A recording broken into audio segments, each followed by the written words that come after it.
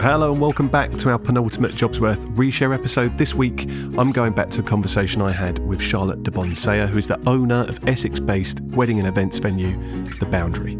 Charlotte's episode came out as part of season 2, and my focus for that season was trying to work out why Leon C is such a magnet for creatives, entrepreneurs, business owners that want to set up shop here. I think Charlotte was the first person in the season that had mentioned the word community and the importance of that when it came to supporting the other businesses, other people around you that were trying to do something for themselves. Without Charlotte, I don't think I would have had nearly as many guests for season 2 because I think she introduced me to most of them. I feel like Charlotte's story resonated with a lot of people. Her experiences going through college and education, trying to work out what she wanted to do. You will be wowed by her level of confidence to make some of the decisions that she made at a young age to go and pursue what ended up being her dream job in interior design. She talks about redundancy. She talks about how having kids has changed her approach to work. And we also talk about why it's okay to admit that not everything you do at work has to be about your children. If you or someone in your life at the moment is in need of a bit of inspiration when it comes to thinking about what they want to do next with their career, then I definitely recommend you listen to this one. So as always, if you've got any feedback on this particular episode or the show in general, feel free to get involved in the comments wherever you're listening, and stay tuned for our final JobsWorth Reshare episode coming next week. Just like a big kid. I thought like this though, she was like sort of Lego and... Yeah, basically all the Lego that she doesn't want in the house and everything. And take all the time you want to get comfortable, and I help you get set up and everything. JobsWorth, Season 2, Episode 1, Breaking Boundaries.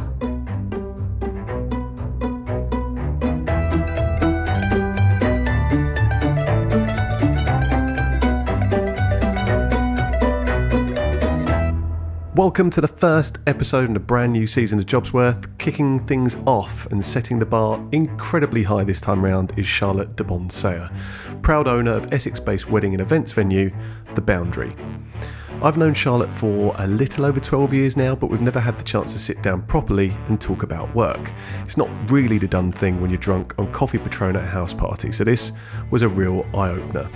We discussed what it was like to forge her own path straight out of school, how she took her future into her own hands whilst working in a well-known high street retailer, and her tenacious approach to dealing with redundancy just months after securing her dream job out of college. You'll come to learn that Charlotte's had a few side hustles over the years, The Boundary being one of them, bubbling away in the background while she made waves in her full-time job in interior design. That all changed after her role with a long-time employer was made redundant in the midst of the pandemic, just months after she became a mum for the first time. We talk about the transition from employee to business owner and now employer, as well as the impact that the arrival of her 2 daughters has had on her work ethic and the behaviours Charlotte wants to role model for them. So, for the first time this season, and without further ado, let me introduce you to the owner of Southend-on-Sea's premier wedding venue and bikini bedazzler to the stars, trust me, it will make sense soon, Charlotte Debond-Sayer. Okay, Charlotte, so you've heard this podcast before, so you know that the opening question when we kick things off is sticking around for season 2 as well. So the opening question is, when you were younger, what did you want to be when you grew up? So I've actually thought about this a fair few times whilst listening to it. I think the first one is going to make you laugh, so I'm going to share it with you. So the earliest memory of having a conversation about what I might like to do when I grow up was actually in the car with one of our friends, Nikki. Okay, yeah. Because we grew up together, and her mum. So we were young, like junior school. Can't remember an age, but junior school. Yep. And I remember looking out the window, we were driving down a hill, and there was so much rubbish everywhere. And I remember, and I said, oh, when I'm older, I want to tidy all of this up. And I wanted to make the place look nice. Okay. And interestingly, Nikki and her mum laughed, saying, you want to be a bin man? I guess that's the conclusion you jumped to, yeah. Yeah. Which wasn't what I wanted, but I just remember thinking I just wanted to make it look nice. Okay. Which is a funny thing. Yeah. Then I don't really remember much else apart from then careers advice at senior school. I was going to ask you about that at some point as well. So go on. Yeah, what was happening there? Which was a very, odd thing really, because I don't think you're getting very good career advice at that time. They're just where you're going to go after school, right? Yep. And I remember having the conversation with my parents and stuff when I was making those decisions on what you do for your final choices, like what subjects you should do. Yeah. Mine were all very creative, so dance, art, tech, sewing type thing, and food. Right. Okay. Right. So even though I was actually quite good at the like maths and academic, things, I had what you'd say is the academic stuff. I had no interest in it really. Okay. So sitting down with a careers advisor, and I had two choices. I either wanted to be a chef, right, or I wanted to be an interior designer. Okay. So what age is this? So this is like end of school, so 14, 15. Okay, nice. I'm one of the younger ones. Remember that bit. Yep. Anyone that's listening that knows Charlotte, she's one of the younger ones. Yeah. That were my two careers. And when I spoke about it with the advisor and we went through things, the actual thing I remember from it was thinking, yeah, but a chef would be a lot of weekend work. I don't want to do that. Yeah. At the time, I was working as a Saturday going to hairdressers, so I was absolutely sick of working weekends. Yeah, I imagine. I went down the avenue of interior designer and went into college to do a BTEC in interior design. Wow. That's quite a young age, isn't it? I think when I look at what a lot of people went on to do from secondary school, college, and then maybe some career path changes along the way, to know at that point that interior design is a route you want to go down, and then steer yourself from an educational perspective to follow that. Yeah. And then we'll talk about you obviously went into a career doing that as well for quite a significant amount of time. That's quite a young age. And I remember speaking to my brother on the podcast about, I think he's one of the only people, one of very few people I know that had an indication of what he wanted to do from that sort of point. So that's really interesting. So it was bin person, let's call it. Very correct. And carried on. Yeah. But again, that's linked, making something look nice. Yeah, Again, it's all linking to the interior design thing, slightly different canvas, let's say. But yeah, okay, cool. So I'm going to ask a bit more about the career advice that you feel that you were privy to at the time, because I think we were going through that period in our lives around the same time. I think career advice was kind of a little bit 2D. So like men, women, girls, boys, whatever we were classified as at that age, what route are we going to go down? Well, for guys, it was probably finance, banking, investment, corporate world, or go off and learn a trade. Yeah. I don't think that's unfair to say that, but for the most part. And then what in your viewpoint and your experience, what do you think was kind of like the main routes you could go down or were being advised to go down at that point? There was a lot of childcare. I always remember that being a big thing. Beauty. Yeah. And that kind of PA, secretary type vibe. Yeah. Virtually every person I know I could put into one of those categories left school and done one of those. Yeah. And it was very much, to me, sixth form felt like quite a new thing at the time. Maybe I'm wrong with that, but no, I knew I definitely didn't want to go to sixth form. Okay. I wanted to be an adult. Yep. I wasn't an adult by any means. I'm not sure I still am, but the thought of staying in a school environment, not that I actually loved school. I've had no issues with school, but I was so ready to just go out and explore what else there was to offer. But the advice I don't remember being particularly great. Yeah.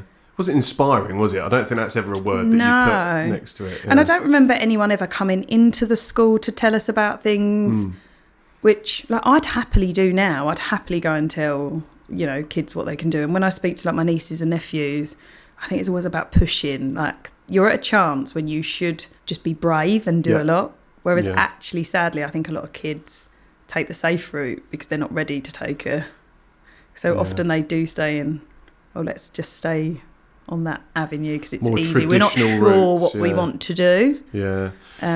Which is hard. I think about this because we've both got young kids, and I think about what their future is going to look like and what work will even look like by the time they're having to work. But my experience with careers guidance was just so it was, as I said, like two-dimensional, uninspiring. There was no external viewpoint put in front of us.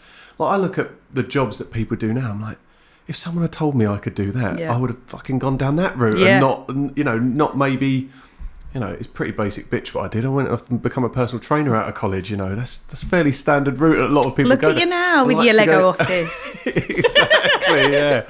But I liked to go to the gym, and I thought I could make money out of it. And a lot of people, I think, follow. I think actually that's having a resurgence now. Actually, a lot of people going back down that route. But yeah, it was uninspiring for me, and I want it to be very different for my kids moving forward. The reason I ask you about the career guidance, and I'm glad you said, I didn't want to make the statement that those careers that you mentioned there for women at the time were the routes that most people went down. And we know a lot of the same people, and respectfully, we could probably categorise that as being true. But you bucked the trend. I was talking to Sophie about this last night, Sophie, my other half, and Charlotte's good friend. And you were definitely a trendsetter in that you didn't go down one of those routes. It was more creative path. Were you mindful of that at the time? I guess you wouldn't have even considered that you were breaking out a bit. No, I just thought that's what I want to do. And there was a course at Southend College that did interior design. But to be honest, I was quite shocked by that. I didn't realise I'd be able to go into... I thought I'd have to do art, or I'd have to do something that wasn't so focused on it. Okay. I remember going to the college to find out more about and this was when it was the old college, so not the fancy campus one, building, which I did move to, and I did thoroughly enjoy, but the old ones, and I just loved it. Like you had to break, even though it was interior design, I still had to do we still had to do maths and everything within it. However, it was so creative. Like, you were in a studio all the time.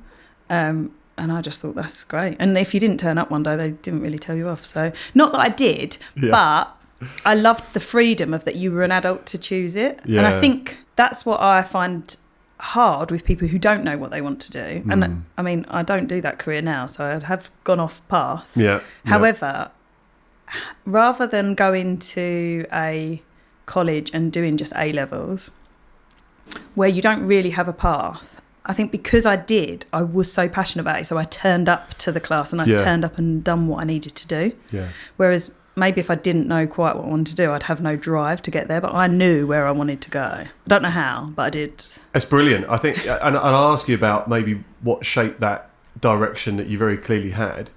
You're basically the converse to your experience was mine. Yeah. In that I didn't know what I wanted to do. I went to college on the back of doing really well at GCSEs, like A's and B's across the board. Anyone would have said, John's going to do really well at college.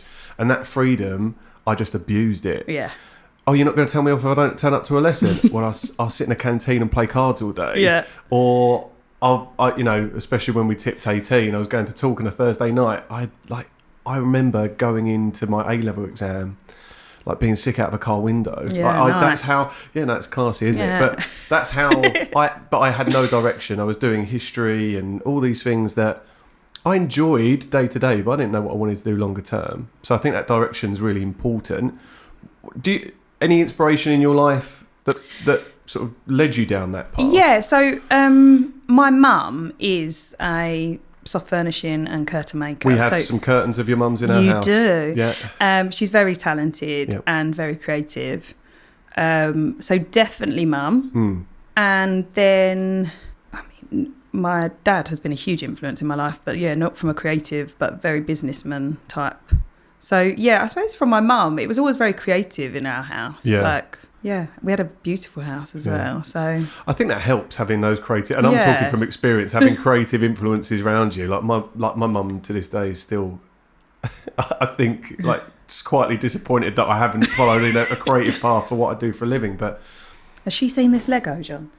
I know, but Lego's a little bit too, it's a bit too formulaic for my mum. If you gave her that Lego set, it would turn into like a flower pot or something. Yeah. So, I think having creativity around you helps breed that and maybe give you a bit more freedom to think, I could make a living from doing this. Yeah, and my mum worked for herself, which I think has been a big factor. Yeah. And what about your dad? Did your dad work for himself? Was he self-employed, or did he just give you... Yes. Okay. My poor dad had I'd have to ask my mum to be sure, but I think he was made redundant 5 or 6 times. Yeah. But he was a sales manager, so he'd worked for various different companies, and then he'd do a bit of work for himself. But he was a grafter, and if he was ever out of work, he was working, painting and decorating or doing something. He was hands-on. Him and my mum had done up houses together. He could turn his hand to anything. Yeah. Which I suppose is where my attitude of, I'll give it a go. Yeah. It's worth it. Let me read about it. Let me figure out how to do this. Sometimes a bit too independent for my own good sometimes. But it's a great, I think that ethic then and that drive has obviously rubbed off, and I think that's a really lovely thing. I wish I had more of that, like that ability to be a bit more of a self-starter, to think I could do that rather than just fall to the default of, I'm probably just going to pay someone. I very much dislike paying people to do something, and especially if I do pay someone and they do it badly, that's even more annoying. Oh yeah, for sure. Yeah. Okay, so you do interior design at Seek. Was it called Seek there or South? Yeah. Yeah. Okay. I think it was. And you then went to the University of Essex? So I did. College and then University of Essex. Yeah. So I always knew. That's one thing I always knew, that I wanted to go to university. Very strange. No one around me had ever gone to university, but I was very like, I want to go off to university. What was it about it? Can you remember at the time what? I think I loved the idea of moving away and having that whole university lifestyle. Okay. I loved the idea of the independence. I don't know, and I always knew to get anywhere in interior design, I needed a degree. The credentials of having a degree. Yeah, I didn't know enough from Okay. college. Mm-hmm. College was like a real ease into it. Right. There was so much more technical that I needed to know, which was degree. Okay. And at this stage, I was even thinking I'd definitely do my masters. I was so into, but I didn't do my masters. Okay. But I definitely wanted to go to university. So finished the course at Southend and then applied for lots of different universities, went to visit them all. My poor parents took me to here, there and everywhere. Had in my head that I'd go to Brighton or a London university, but actually every university course is different, which is something I didn't really know until looking into that. Mm-hmm.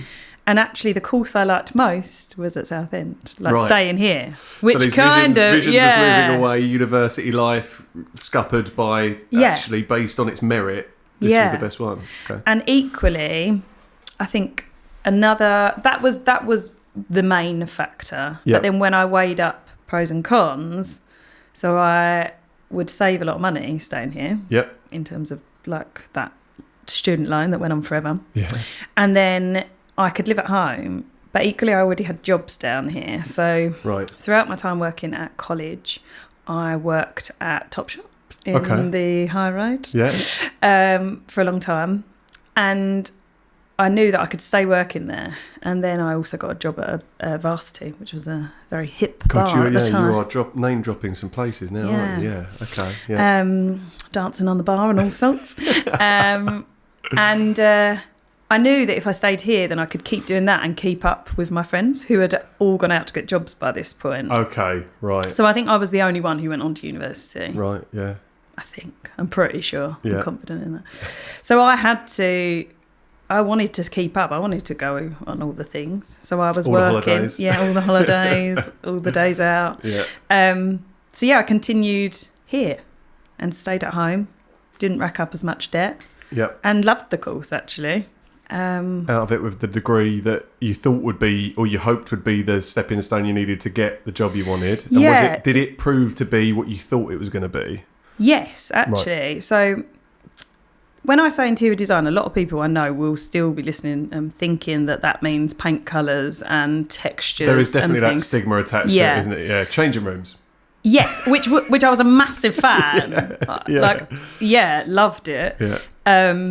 But that actually wasn't the sort of interior design I was into. Okay. Maybe that's what I thought originally. Yep. Loved picking paint colours. However, what I was very interested in was space planning. Okay. So very like a puzzle, really. Get everything to fit, and how was the cleverest way to do that. And so through working in Topshop, I realised I'd quite like to design these shops. So I kept, within that job, we'd always be moving things around. We'd already be, always changing things. It wasn't about window displays and how things looked. It was just about how to move things and get the best people moving through the store and people buying and such like. So we were due to have a refurb at Topshop Southend, and like a team of people come down. I thought, I need to talk to these. So clocked someone at some point and said, I really want to do, this is what I do, I'm interior design at college. Where do you work? Can I come and work for you? Can I do some work experience? Now, my course that I didn't have to have work experience, which I really feel work experience is what everyone should be doing. Get in there. I spent so much time getting in touch with this company. I didn't need to, but I wanted to. He eventually put me in touch with the right company, and they contacted me and said, yeah, come and talk to us. So I went up to London with my portfolio that was like meaningless at that point. And I've never been so nervous in all my life, I don't think. And sat there and basically begged them to give me a chance to like have a go. Wow. So they took me on for free work experience. I'm not even sure if you're allowed to do that anymore, but I was absolutely happy with it. And they even said they'd pay my train fare, so I was ecstatic. And I'd done it for about a month, I think. And so took the time off college, university at this time, and done a month with them off my own back. And I basically spent a month reorganising their filing system, but I got exposure to what a company does. They took me to the odd meeting that they knew they could get away with. Okay. Client meetings. I just had to sit there and be quiet. Yeah. But the company was retail design. So it was lots of they worked for the whole Arcadia clientele. Wow, so all of those brands, along with lots of others. And I loved it. I loved the people there. I absolutely loved it. So that was a month. Went back to university, stayed in contact with them because I'd got on with them. The day I finished university, they offered me a job to go and work there. Wow. So then I went to work there. And this is Zebra? This is Zebra. Yeah, okay. Yeah. God, so amazing. I went to work for them. I think I'm pretty sure I started with them on my 21st birthday. So just after finishing uni. And I remember not telling them because I didn't want to make a fuss about it being my birthday. And then they found out and it was like really cringy. But I started work for them. So it was like it was the dream I want. That was the career I wanted. That was the company I wanted to work for. And I couldn't believe I'd suddenly landed there. You've gone from 14, 15, kind of falling on interior design as a path that you wanted to go down. You kind of made that your direction, your North Star, and then you've fresh out of university with a job from them. And it sounds like you went about it like in a really pragmatic and proactive way. Yeah. You say you lacked confidence going to the interview and everything. It takes some confidence to go up to someone and say, I'd like to be doing what you're doing. Well, so is it, I mean, you've got to back yourself in that way. It was a while ago, let's say, but do you remember being nervous about making that initial approach and saying, I'd love to be doing what you're doing? Yeah, but I knew that was my only chance. Not my only chance, but I knew that window was chance, there. Yeah, and I think that's still how I live to this day, that I think I'll just ask, what's the worst that can happen? That all that person can do is say no. Yeah. And actually, most people, if someone came up to me today and asked for work experience and had like the right, reason to, I'd be like, yeah, come on then. I don't think you can do it as easily as you used to be able to do then. But I don't know. They took a chance on me and it was great. Yeah, brilliant. And interestingly, when they did take me on, I will say this fact. So I did go up there for an interview actually. So maybe I'm going to backtrack on that a little bit. It didn't just get given a job. I did go up for an interview. However, they said to me afterwards, you weren't the best person for the job. Okay. But we like you the most and we know we can train you. Okay. So I think from that, people had better portfolios than me and maybe were stronger at things. However, they were prepared to take a chance on me due to that. I'd worked with them before. They knew I was eager. And it worked because I then worked with them. It's amazing. It goes a long way, doesn't it? I think the people fit culture. I talk about culture fit all the time, but I think that should play as an important part in hiring decisions as someone having a really strong portfolio. Definitely. And my time at Zebra, that was always what I was shouting about when we were hiring. Yeah. Was let's get someone who fits. The team was, we were like, it's a massive company and they still are. They're doing very well today. Yeah. But we were small really in the office. And if you put someone in that doesn't fit, it can ruin the whole way you work Yeah. and how you then look to clients, and how actually if you get the right fit, you can teach them a lot. Yeah. So yeah, that was a big thing that I always, and now still in my own business, that it's about getting the right fit.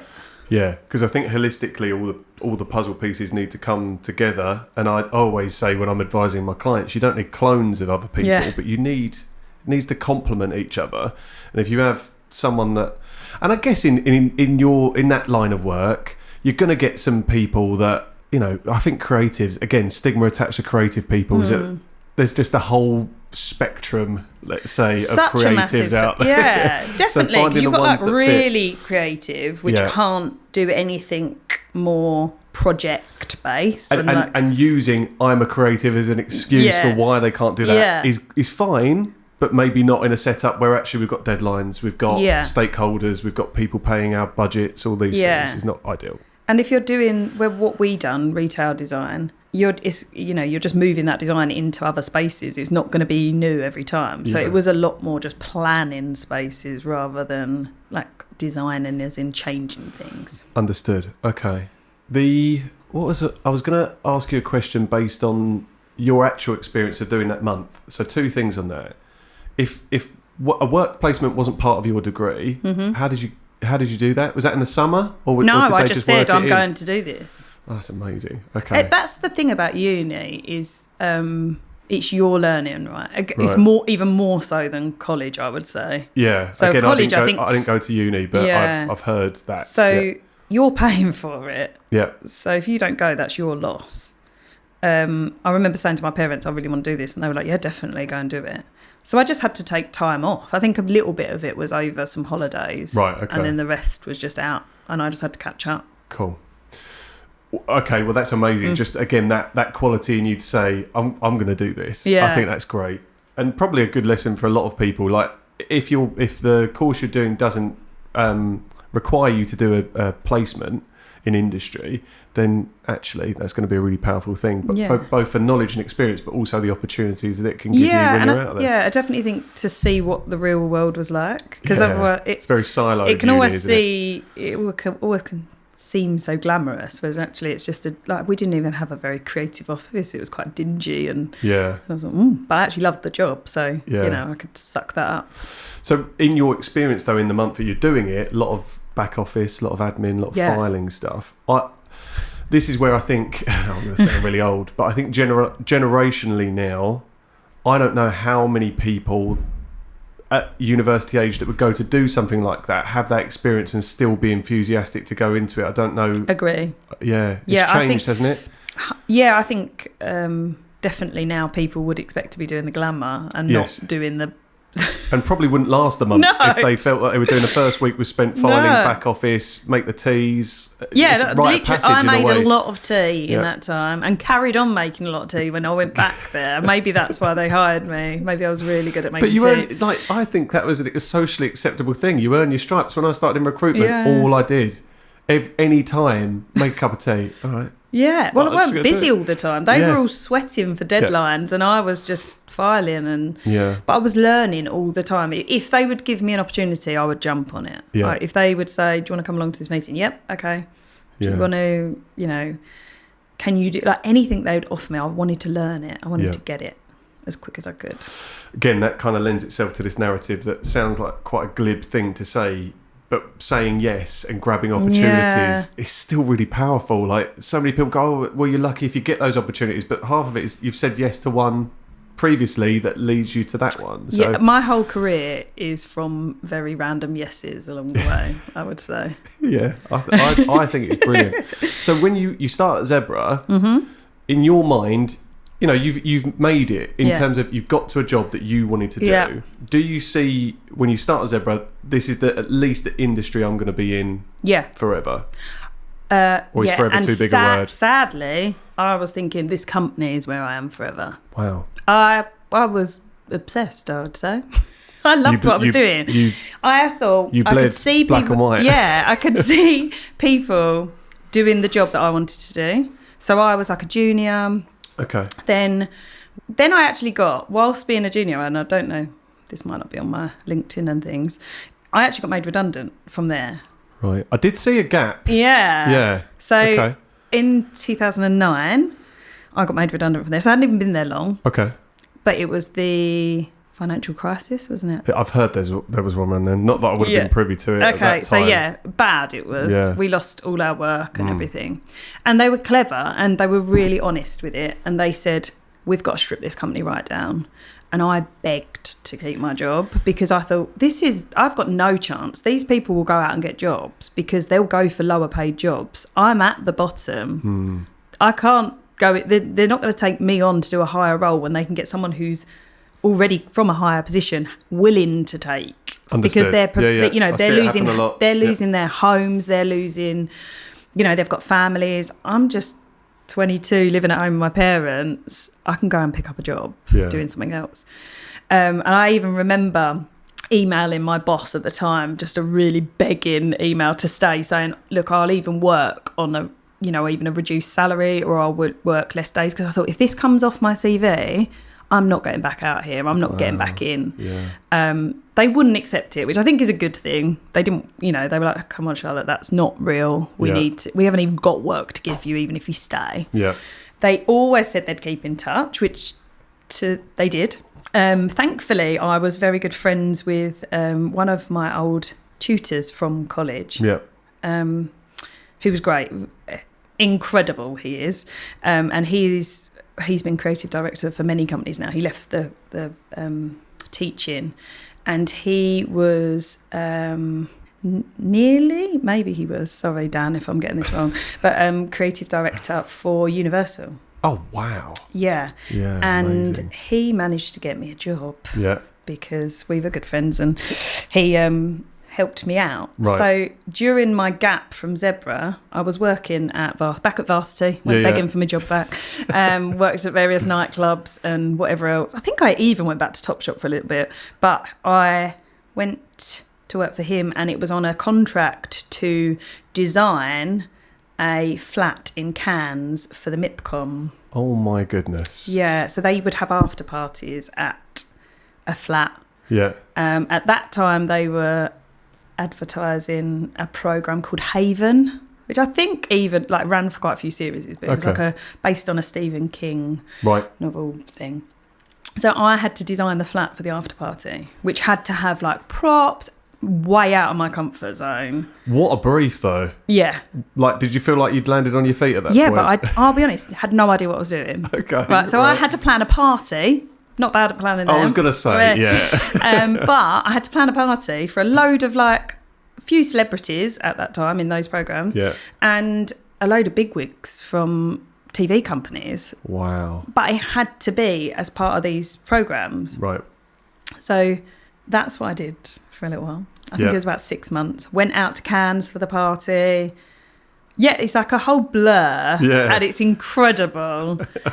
But it kept me going in my design years. Yeah, because there's a, as you say, the fear is that you're going to be out in the cold. Who's going to want to take you on? Very little experience. You've got other people that have been letting go, probably in that industry in droves, and as you say, willing to take hits to pay for maybe slightly more responsibilities at that time. Yeah. So that's amazing. That's incredible. I never knew that. No. What a brief to be given. Yeah. Shit scary, I'd imagine, when we you get it. We turned the swimming pool red to look like blood. We had prop designers making things. It was like a photo booth of all rocks and stuff, and we had loads of photos in it. Yeah, it's a bit of a blur now. We had a crime scene because it was like a crime drama. Yeah, crazy. Absolutely crazy. That's amazing. So go on then. That's a hiatus from Zebra. Yeah. How did they come back round? What happened? I kept going. I didn't leave them alone. Oh, so I would email them, can I come up? Should we go out for lunch? Because we were friends by that point. Yeah. You're not just stalking them. Yeah. And Glenn, my director at that time, who I still love to pieces, he was the one who gave me all these leg ups, I would say. Okay.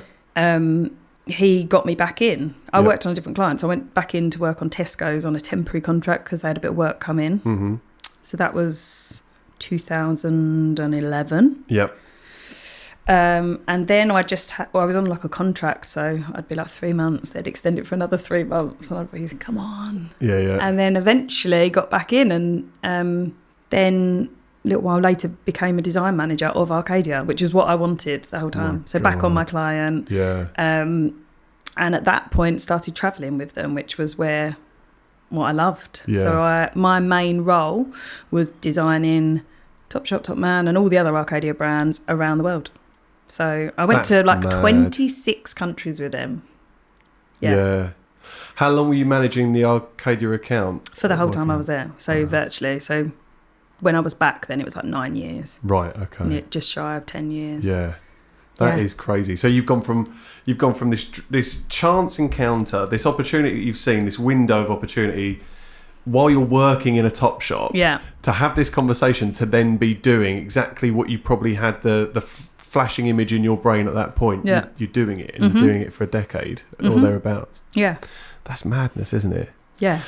Okay. So then we hit the point where that stops. Yeah. So how did that come about? There's a little bit of transition here because Sorry, you take me through the chronology, because I think looking at this maybe, because we're here to talk about your current business and your current venture and what it is you do now, but I love the backstory. It all builds up this really amazing foundation. So in 2017 maybe. You're looking at me like I should know. I'm not sure.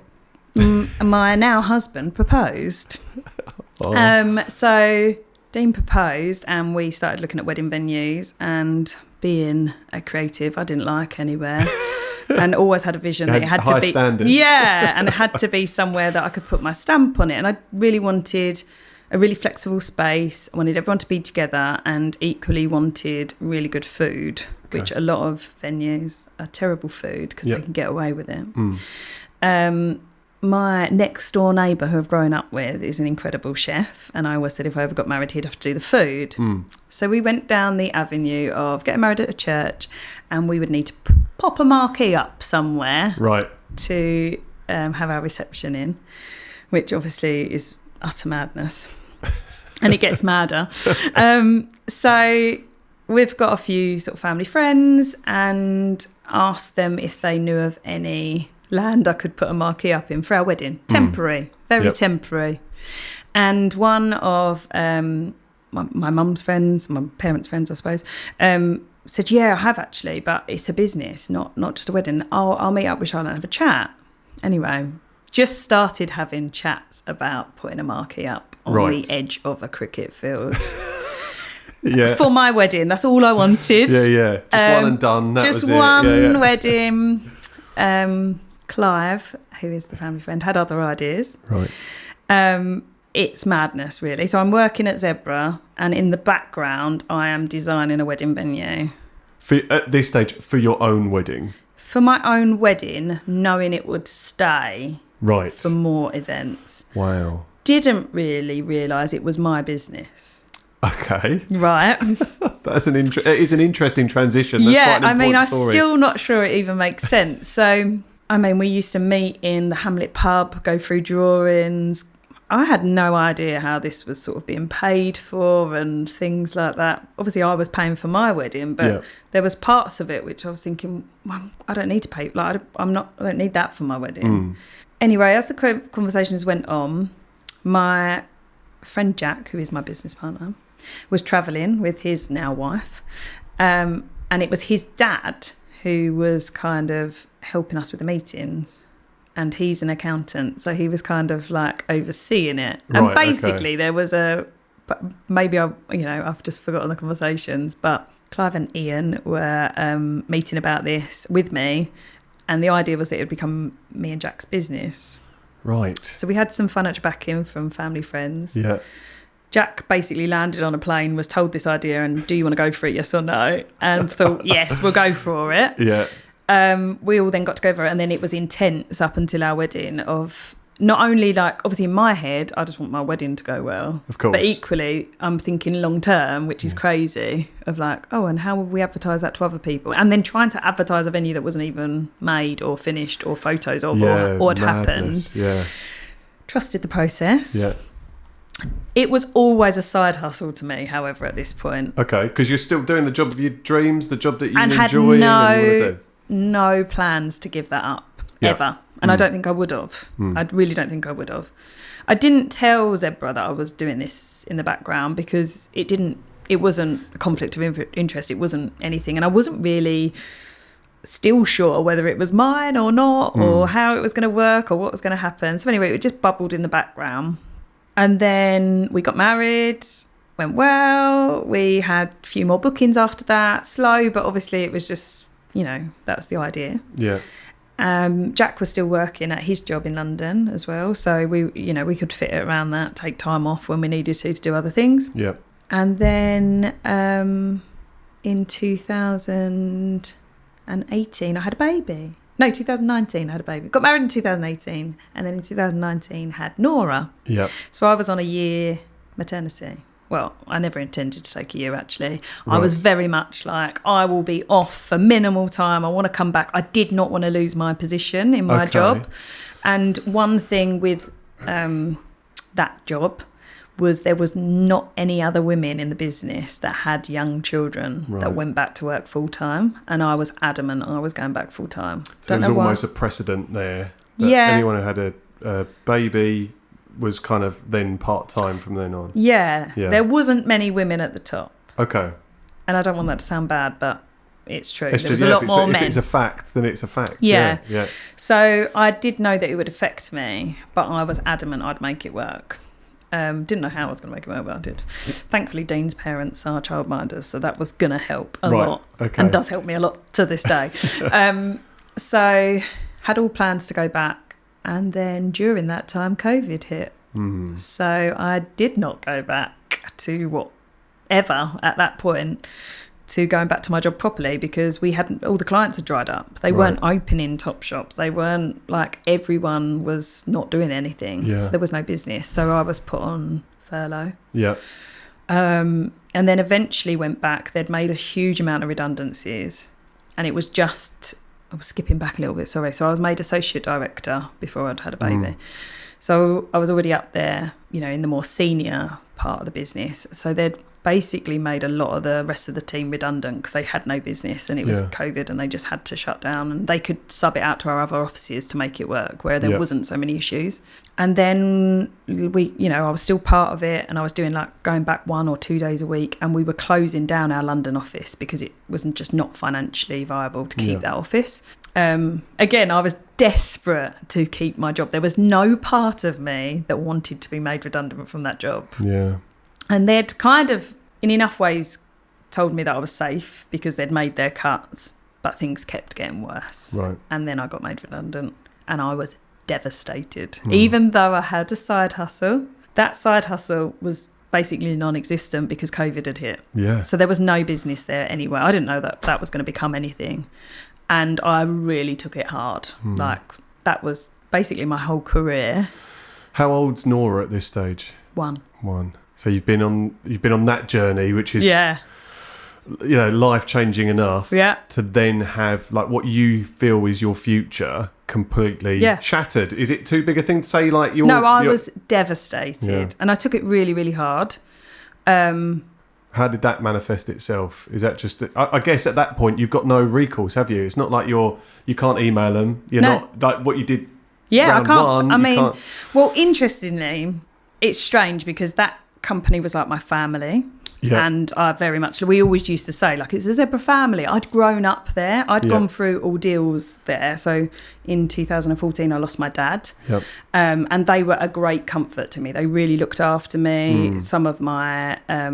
directors had gone through the same, so we all looked after each other. Yeah. And I'd grown up with them. Yeah. From they met me when I was 19, fresh out of uni. And then I was how many years ago was that? I was 32. They've seen you through various milestones, haven't they? Yeah. These are big life events: losing your dad, getting married. Your daughter being born. Yeah. I'm sure at that point, that's a huge thing. Yeah. But you are part of this. Yeah.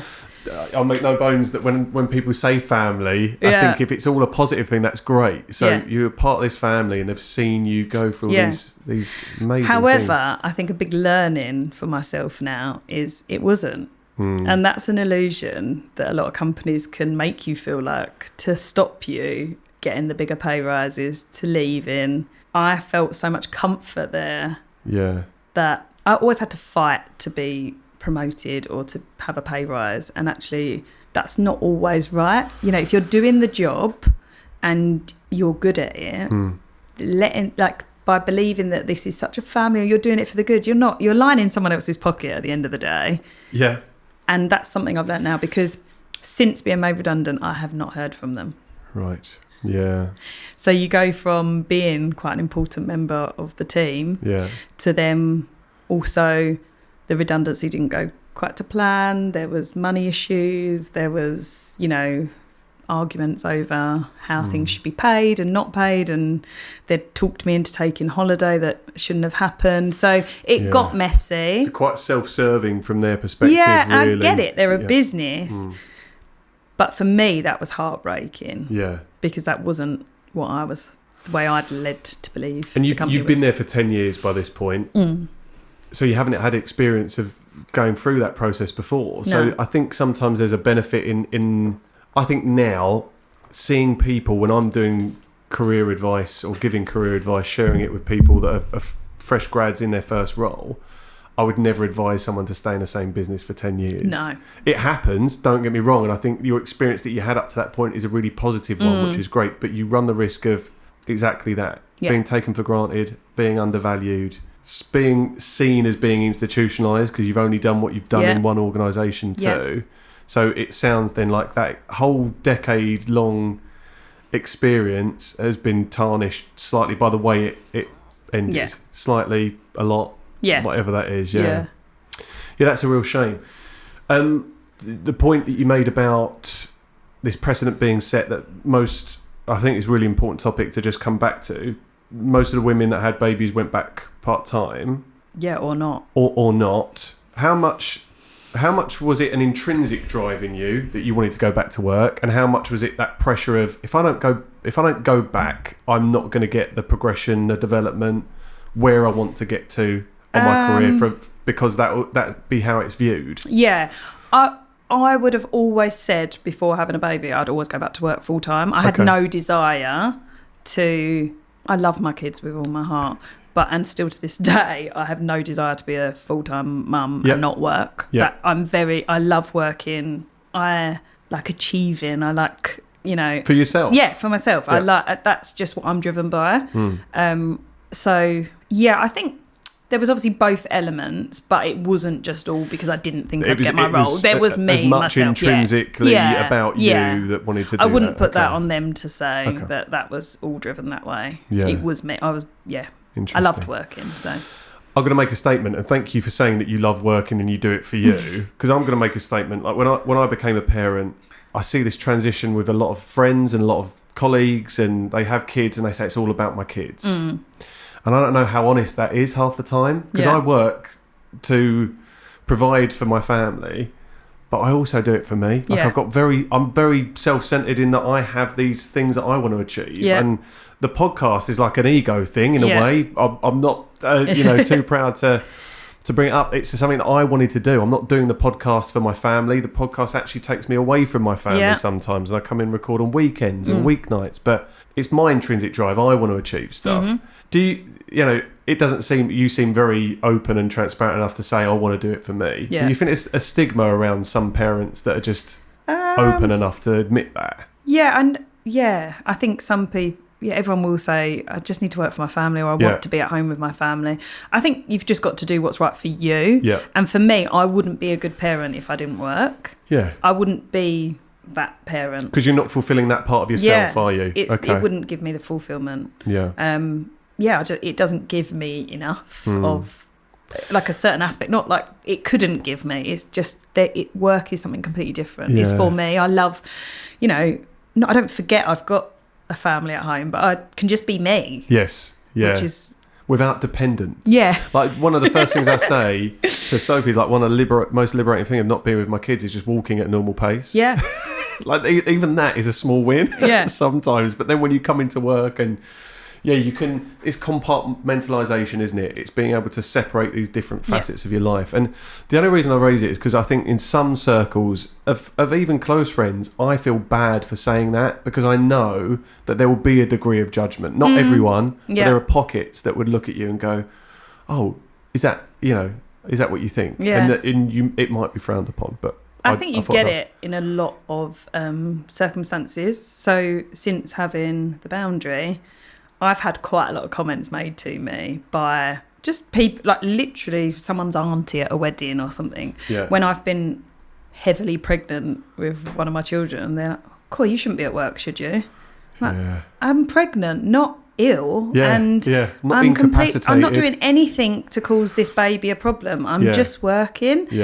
And I've had people who had seen me pregnant, maybe at a meeting earlier on, and then I've obviously had the baby, and they'd be like, "Oh, you're not at home with your children?" I think no, but they're with their dad, who is at work the other days of the week. I'm at work today. I think it's great that actually our works cross over, so that actually they're with a parent most of the time. Maybe not both of us, but they're with one of us or a family member. Not. There's nothing wrong with people going to childminders, by the way. I just mean that the way I get a man does not get that comment. Oh, is your kids missing you? Completely Absolutely agree. not. They wouldn't even mention their children. Where for a woman, you do get a lot more comments about working. Yeah. I completely agree with that. I'm going to talk to you about the sort of role model and whether you're mindful of this role model part you're playing for your daughters as well in a little bit, but because I think it's amazing, but you'll probably be modest. So the redundancy happens. You come to terms with it, you're in a dark place. Now we're transitioning into the boundary. Side hustle to now full-time, up and running. But it's your business. So we're up and running by this point. We've done we've done events. We're obviously during COVID, so that was tough because we were closed for 18 months. Everything we had booked in had to move, which was already a challenge to deal with people. But I don't even remember the point, but something happened that I thought, right, I've got to go whole hog at this now. I'm going to make it work. And this is what was meant to happen. I don't like to say that everything happens for a reason, but there's an element of you've got to trust where you're at and go with it rather than always trying to force something else. Understood. So I put everything then into driving the boundary into a business, which it is now. What an incredible achievement. And I guess so much of the skills and experience you picked up, there's so many crossovers, aren't there? So much was transferable. So much I do today in my day-to-day, I've learnt from past things that I've done. So either through Zebra in a management point of view of managing a project, managing something to happen, managing people as well. From even my early days in Topshop and things like that, of just customer service and dealing with so many emotions of people. I was going to say, wow. But somehow I can do it, and I can work with these people, and I find it enjoyable. What's the biggest learning curve for you? What's the one thing that your time at Zebra, your time at Topshop, any part of your earlier career just didn't prepare you for? Balance of running your own business. Right, yeah. It's funny enough, that's going to be my next point. Yeah, okay. So at Zebra, I would always work long hours. You don't get overtime in those sort of businesses, right? So there's an element, though. You go home at the weekend and you do get a weekend, You might think about a project of something, but obviously there's an element that it's not fully your responsibility, is it, if it's through a company? Yeah, true, yeah. Whereas when you work for yourself, your brain never, ever turns off. It's so full on, which is an element that I do love. And something that I did want to bring up on this, that I think one of the best things I've found out that I really enjoy is sort of collaboration and working with people I already know. And there's always that could be a thing. What could we do together? Something that a lot of people hate about living around here is that everyone knows everyone. I love it because I just think, that's just another connection to get you somewhere. So I love that part of it, but it means I can't go out for dinner without seeing someone and thinking, I should talk to them about that. Or, I pop into a coffee shop and I see someone and I think, that's someone I should talk to. The next idea is coming into your head, But it never stops. And that's, the emails keep coming, the calls keep coming. There's an event on, it's always happening. And did you have a perception of what getting a balance might be like when you did start doing it? Did you think...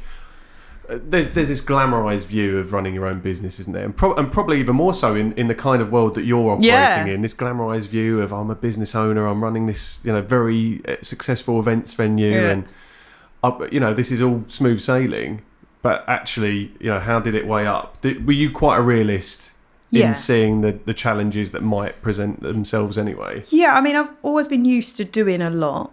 And I think, like, even when I first worked at Zebra, I always had another job. I was always, always From what you said, it sounds like you're used to spinning some plates, definitely. Yeah. So I'm used to that. I'm used to just trying to get everything done. I don't think I ever realised it would be this intense. However, I try to see the beauty in it all the time. Yeah. Because I could just put the kids to a childminder and have more time to work, and then maybe I'd have more downtime.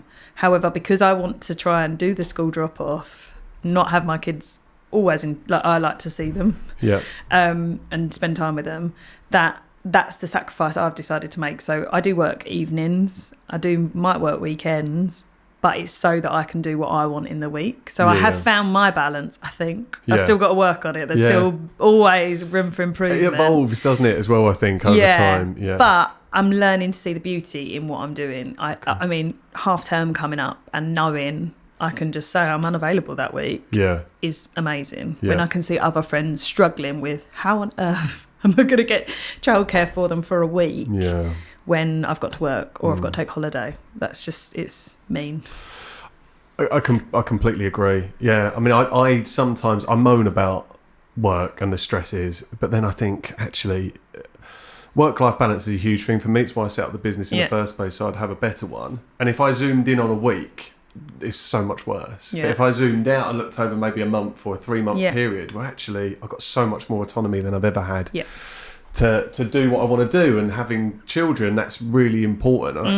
It would be so hard to give it up now. I could never see myself going back to that traditional employment of being managed and being told, can you sign off on my holiday? I know, ridiculous. And that's people's reality day to day. Yeah, exactly. But for me, I just can't feel that I could go back to that. Everything. So, like, I might make a decision on that week of how that week needs to change. Yes, yeah. And I can do that. And it's your decision to make. Yeah. I think that's the sacrifice, though, isn't it? Like we sacrifice certain elements of it to get others. Yeah. And I don't know, the perception versus reality is very different, but ultimately, and you also, like, you could get another job in design, you could get another job doing what you were doing with Zebra, but you've chosen now to embrace this, and I feel like with all the shit that comes with it, and all the stress and everything else. I just like having all my friends there for a party.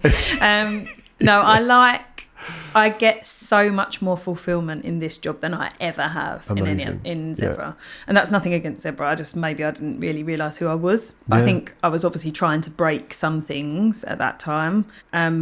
It wasn't everything I wanted, but I thought it was. Whereas now I love the excitement. So I'd finish a project at Zebra and get a slight bit of, and then another one would land on your desk. Whereas every wedding, every event, from a small corporate meeting to a massive wedding, I get the same buzz knowing when I get that review through saying how amazing they've had, and it's, some people, this is the biggest day of their lives. Gotcha. I'm so happy that we can help with that. And it's that bit I can't. And it's that really tangible part that you've played in that whole experience for that couple. Or talk to me a little bit, because I know you diversified slightly. Was in your head, was it always weddings? Was it a wedding venue rather than more broadly an events venue, or was events something that came sort of an evolution of how you could maybe make the most of that space for No, it was always to be a flexible venue. Okay, yeah. So the land it's on, which we rent off of, is a community interest company. Okay. So it's a trust. Yep. So there's no one profiting at the top of all of this as such.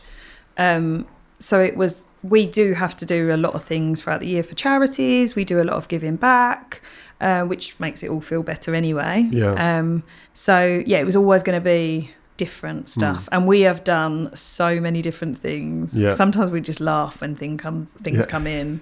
Because we're like, okay, weddings one day and vegan fairs the next. Like, we've literally done, it's diverse. And I absolutely love it, though, because I just think if we can be a space locally that can help the community, then that's great. I want to be a community project rather than a big, like, everyone always says weddings have got so much money attached to them. we're actually very reasonable on things. So it's more about we want to help people than... Yeah, understood. I think the whole community thing and seeing the work that you do impact local communities is really important, especially around here. And one of the last questions I'm going to ask you is around Lee and Southend, but I'm not going to jump the gun and do that. But that's a really good thing. I think that's what keeps you engaged for longer, thinking about the impact you're having beyond just revenue generation and money coming in and how much you're taking home. Like, you need to think of more broadly the how you're impacting the people and the community around you. Well, that's what the ground's over there. So it's called Wellbeing at Garran Park. Okay. And there is schools that come over. There's kids that have been removed from schools come and do work over there. There's Welcome to the UK groups over there. Amazing. Wow. And we help with lots of these things. We've given our space to them to have their dinners. We've given space to do... Like during COVID, when they could use marquees, they used our space when we couldn't use it. Great. So, as much as we can, we are made to get involved with this, whether we like it or not, but we're very happy to get involved with it. It makes us feel a lot, better about what we're doing on a day-to-day basis. So the whole grounds over there are really interesting for what else can be happening. Yeah. I mean, I've only ever gone to that part of the venue when there is a wedding on, and I've been to a few weddings now at your lovely venue. Clocking in as a regular. Exactly, yeah. I never get one of those cards that you can stamp though. I don't know when that's coming. But you can see there's a real investment. It is a very a community feel to it, and I know that there's the allotment patches and the gardens there as well, which is amazing. Yeah, when you see that continued investment in... There's some tree planting coming up. You love a bit of gardening, right? I do, yeah. Yeah, you'll have to get involved. All right, why not? Yeah, I'd love that. I'll put a call to action out on here as well. We'll see if we can get some numbers. I'm going to talk to you about the wedding industry, because I know it's a sort of multi-event venue. Yeah. But weddings, they've got this obviously very clear perception that it's high pressure, high emotion. As you said, this is... fingers crossed, the only time that people are going to go through this experience ever. How do you deal, and then how do you deal with that heightened emotion? And have you got any anecdotes from having to deal with particular... No, do you know what? I do think we attract a different type of bride. Okay. And groom. I'm going to put it out there. Yeah. I've had a groomzilla, one of our friends. Okay. I'm only joking.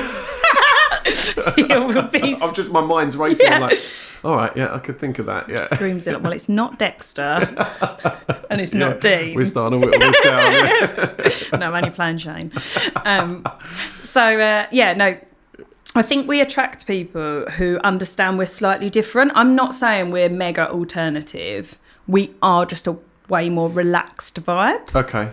So there is emotions and things that come with weddings, but I don't feel like we get a lot of it. We get a bit of the worry at the end, like the couple of weeks before anyone's wedding. That's why my summer is so intense, because that's when I try and do a lot of the prep work before then, so I'm having final meetings with people a lot earlier than the summer. Yeah. However, there's going to be that worry in the lead up, and that's when my inbox goes crazy, my phone goes crazy, and I just have to keep calm, because if I react to anything, it will only make things worse. Yeah. Okay. I don't know how I'm good at dealing with people, but I am somehow. I think, all my reviews say that I'm great at it, but somehow I can just keep the situation calm. Yeah. My dad was that person, though. Right. He was very calm in any situation. Yeah. And thankfully, I think that's a trait that I've got from him. Yeah. So even though I might not be feeling that inside, externally, I can hopefully make a lot of other people feel calm around me. Okay. So I don't know if that answers it, but I just think we don't get those brides and grooms. I think that's brilliant from you on a personal level. That's what a great experience to have had thus far as well, and I hope it continues for you. Yeah. But that is really good to hear. And my experience of ever being around you when you are literally running around those events or driving a golf cart round with people on the back of it, trying to get to different parts of that venue. Yeah, you're always like a vision of calm. So that's good, even if internally you're going mad inside. Where's the tequila? Exactly, yeah, exactly. So you've gone from, I'm going to backtrack slightly. So Zebra, you had one version of what maybe success looked like for you then. And in terms of career paths, you'd hit it. Success, I guess, higher up the rung to go, or more rungs up the ladder to climb. But you were on that path to what you would have said was success. Yeah, I was hitting every goal that I wanted. I wanted to be associate director. I was gunning for director. Like box check, which is silly, because now when I look back, box checking wouldn't be my thing, but at the time that was what I wanted, and that's the way I could see myself growing was, I want to be the next thing. Yeah. So the question I was going to ask you, and it's quite broad, but how has your definition of what success looks like now changed? Definitely changed. Yeah. So then it was a title. Yeah. And a salary.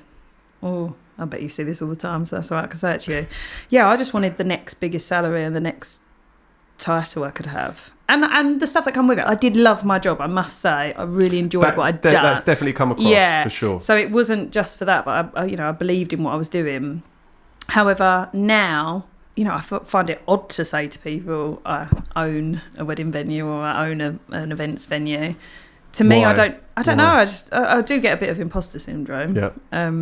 Not sure what I'm in, feel that, but success now is knowing that I'm comfortable. I've been able to create something that I can earn money from. Yeah. But I enjoy, the enjoyment. I thought I enjoyed my past job. I love this job. Yeah. There is bits I'm thinking, oh God. But again, I'm learning. Zoom out. Yeah, I'm learning. And this year is going to be that year more so. That I just need to give away the bits I don't enjoy doing. Yeah, delegation. You can't do it all. Yeah. And obviously I think when you create a company, you have to hold it all. And I do think that's a really important part. You need to learn to do everything before you can give it up in a way, because then you understand why, the whys. But yeah, we just need to, we're big enough now that we can start taking bits out and giving to other people and employing people to do that. And are you comfortable with the outsourcing of that or the delegation of that? Yeah, because I'm just going to people I know through connections. Right. So it's people that you can trust, people that are recommended to you. Yeah. Yeah, a lot of it like I said earlier, I absolutely love collaborating with people or, working with someone that I have worked, I know, or I think the connection is lovely. If you're someone if you're giving that work to, I feel so much more comfortable too. If I'm going to spend my money, whilst I want the best, don't get me wrong, equally, I think if that's someone it's even better, right? Someone else near you is getting the money. There's a mutual benefit to it beyond just the transaction of money too. I'm going to ask you, has it ever backfired? No, not to this day. Amazing.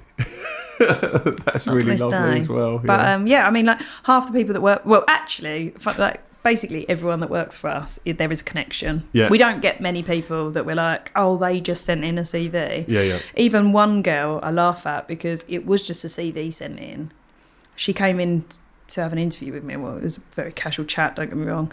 And as we're chatting, Denise, who's my sister-in-law who works with us, walked out from out the back and she was like, oh, hi, Olivia. I knew her. She went to church with her dad or something. Right. And I was like, this is so small. But I love that because everyone and you get much, in terms of work on the ground when we're doing an event, because we all know each other and because it's pretty much family and friends, the work I get out of people is better than just a contractor who has never worked with us. Yeah, because they can see why we're doing it. Yeah, they can buy into that vision and it's a bit of a shared mission as opposed to someone that's a bit more mercenary. Yeah, and just I'm here for a night, couple of nights, I'm going to get a paycheck and then bugger off. Yeah, and they want to, they all enjoy it. They get a good dinner out of it. Yeah, we look after them. That's a key thing that I really want. I'm a big believer in. Yeah. Back to my past jobs where I've worked for bigger bigger companies, that whole a very small bonus when that company's made a lot of money. Yeah. Can feel so. Why I didn't leave at some of those points, right. I'm still questioning. However, now I like to, if we're doing well, we'll make sure the staff get an extra bit at the end, or we took them all out for a Christmas party and we all had a lovely time. And I want to do that for them because they're helping us. We couldn't do it without them. And I don't want to forget that at any point to line my own pockets. Yeah, it's brilliant. I was about to say it's a very sort of progressive way of thinking, but I don't, that kind of infers that it hasn't been something that business leaders or people that manage people have thought about before. I think it's becoming more commonplace. And also you understand that by treating people like that, you're going to keep them happy and hopefully they'll keep coming back and wanting to work for you and deliver in a way that does feel like it's more than just I'm working for a paycheck. Because I've been to, speaking specifically about weddings, you've been to weddings where you're being served by people that are just so despondent and so disconnected from from the event. Yeah. It's like they could be anywhere. Yeah. They could be chucking your food down wherever you are, you know. So it does make a huge difference. We've never had that touchwood response. Like I think everyone does feel that we're quite family vibe. It appears I like to work in a family environment. Yeah, and I think and for all the really positive and I'd argue the right reasons too, because there are some negative connotations that come from, as you've said, the family side of things. Okay, what is your vision then? You mentioned something there. It was a kind of side note that you said, like, especially this year with delegation and everything for you. Is that because you've got particular plans? Is it because you have got, what's the evolution look like for the boundary moving forward? Are you happy where you are in terms of the direction the business is going in? The direction we're really pleased with.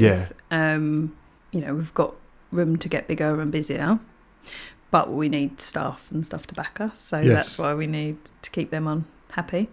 I feel like we need a couple of years to just enjoy where we're at a little bit without too much heaviness on us. Both myself and Jack, my business partner, we've got young families, so I suppose there's an element of not going too hard because we want to find that balance of not working every single weekend and breaking ourselves on like 18-hour shifts every day. You want something to give your family when you get home. But no great in the small, like I would say this year is like a small lookout, but in the next 5 years, just to continue what we're doing really, but where we can, we love them more. We do a lot of charity work, like having a lot of charities come in. Those ones are a bit more feel-good factor. I love doing the weddings and I love being part of those people's big days. But I suppose just turning our hand to lots of different things and seeing where that takes us. But just more of it, I suppose. It's just such a versatile space as well. And I think putting it out there as a venue that can be used in so many other different weird and wonderful ways than just, I'm doing air quotes, just a wedding venue, I think is really important. But it's been absolutely amazing to see it grow, and you are literally a force of nature. When you are in that wedding venue and I'm seeing you managing a day like a conductor, I'm like, shit, there is no way that I would have the fortitude and the discipline to do all of that stuff. So it is inspiring. It really is. I have to ask about your daughters, and just I'm going to ask you this question and see where it leads. Are you mindful of this the role model that you are for your daughters, and is that something that you feel is important? Is there a behaviour, is there an approach to work that you want to role model for them moving forward? So my parents always worked. Both of them. My mum's always sort of had her own business from what I remember. She does tell me she's had jobs before then, but she could always pick us up from school. She could always attend everything. She could always schedule her day around us. So I think really I have always aspired to have that myself. It's not always possible, don't get me wrong, but majority of the time I can be there for everything. That's a version of what work-life balance looks like for you. But I've always been taught to work. I don't feel like it was heavily pushed on me, but I have always worked. I've had a Saturday job since I was 14.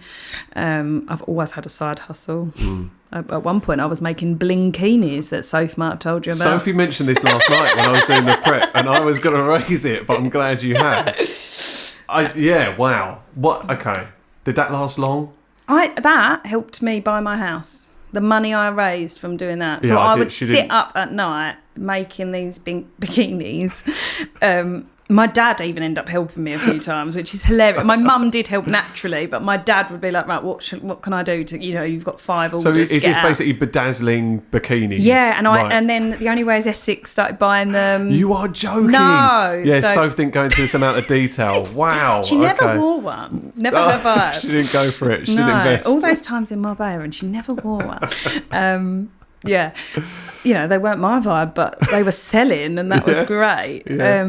So that entrepreneurial spirit in you has always been there. It's burning forever, which is mad. Like, I don't know where it's come from, but I've always wanted to have a business and not work for myself. But with the kids, I would love, what I want them to think is they don't have to go down any sort of career path if they don't want to. I think if you do put your mind to something and you believe in it, you can do it. I've never had like huge backing. When we did the boundary, we did have people invest in us, but I think sometimes it can always seem too far-fetched to do something on your own. Yeah. And I don't think sometimes it's just actually sheer determination, but you have to put the work in. Yeah. It doesn't come easy. Yeah. Which sadly a lot of people think they can just open up a business and business will It's come. a romanticised view that a lot of people have of it. They think, for like, sure. I can't tell you how many people have said to me in all the years that how lucky I am. Yeah. And I think, there's not much luck in this. Definitely not. No. And it's like, I know it's not a new thing of people to say this, but the amount of times that people have said to me, like, but you're lucky. I think, what bit is that lucky? Because the only reason I've done all of this is because I've done it. Yeah, you've There's made it no happen. luck in that. Okay, I might have had a few like crossovers which have helped, but definitely not luck. Yeah, it wasn't sheer luck. You're the architect of it, aren't you? Yeah. It didn't fall on my lap. I'd like them to be able to do whatever they like to do. I won't give them everything. That's something me and Dean are quite both focused on. That we want them. I think if you learn to work at a young age, they're already working their foot on. Yeah, up the chimney. If they know to work, then they're prepared to do it, type thing. Because I think a lot of kids these days are just not prepared to work, which is sad. They think it all they see too much on social media that they think just happens. Yes. And that they can just be like, well, that's an influencers. aspiration now as well. Yeah, exactly. The influencer thing is a career path for so many people. Yeah. So I just hope that they do something with their lives that they want to do and they're happy with, whatever that may be. They might want to take over the business one day. That'd be lovely. They'll be running around there. And whatever that is that day and when that is. But they see me working a lot. They know Mummy goes off to work. Yeah. Nora has started saying to me recently, Mummy, are you the boss? Yeah. I say yes. In all aspects. In this house. In business, no. Well, Dean's just cowering in the corner. Yeah, no, he'd be absolutely laughing his head off. But yeah, she Nora has grown up in the Boundary as well. Yes, and Winnie has too now. So she loves it over there. Yeah. She understands what it is. She says people go there to get married, so she knows that bit. She doesn't know what married is though, so that's a laugh. But yeah, you just want the best for them, right? And that they can have a bit of. I do hope they've got a bit of get up and go about them. Yeah. Well, I think if you learn from what is evidenced around you, they're gonna even if it's a small part of what you're showing every day, then I'm sure they will. There was an anecdote I read about on LinkedIn, ironically, because I spent half my life on the bloody thing, but it was about a mum that had decided she was going to be very honest about her relationship with work to her kids. So this mum runs a business. She's got a 4-year-old, has to be away from home for a few nights every week. And she decided, rather than making it seem like it was a bad thing, I'm going to miss you, don't worry, I'll be back soon. She said, part of what I do is being a mum to you, and I want to look after you, and I want to do the best job I can. Part of what I do is being a boss and leading other people and doing a job that I love, and I really enjoy it. And she thought that narrative was really important to get across to her kids. Yeah. And I think I get in the trap sometimes of making it seem like, oh God, I'm really sorry, I've got to go to work, and maybe that you have the risk then of setting that up in your kids' minds of going to work is a negative thing. Oh no, she knows I love going to work. Yeah, that's brilliant, because I need to be better at that, because I make it out like my job is as hard as I want it to be, and I do make it out sometimes when I'm leaving the door, and Finley, my oldest, is stood at the door going, Daddy, I'm going to miss you, I'm really sorry. I have to sometimes just stop apologising, because actually I'm here and I really enjoy it. Yeah. And we shouldn't be ashamed of that. We definitely shouldn't be ashamed of working and having a career. Yeah. I think like there's a natural part of moaning about work, isn't there? But really, if you didn't work, would you really enjoy that? Like, because I know I wouldn't. Yeah. Even if I could still have the money. Yeah. I know, and I know loads of people will be thinking, you're mental. I wouldn't enjoy it. I wouldn't. There's something to be said, isn't there, from actually... Your mind works in a different way. Like the cliche thing is, if you won the lottery, would you still work? Yeah. And you'd have to. But maybe whatever you do for a living, I mean... It would change. Yeah. It would change. And I think that's what people forget. It would definitely change. Yeah.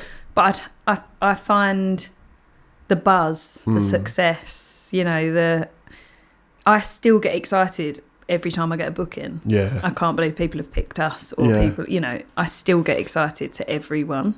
So that's amazing. That's so amazing to hear. Okay, running theme for season 2 of JobsWorth is very much I've people start to realise this further down the line as well. The guest list has been curated Right. Like I do actually have a conscious... Of who said yes? Yeah.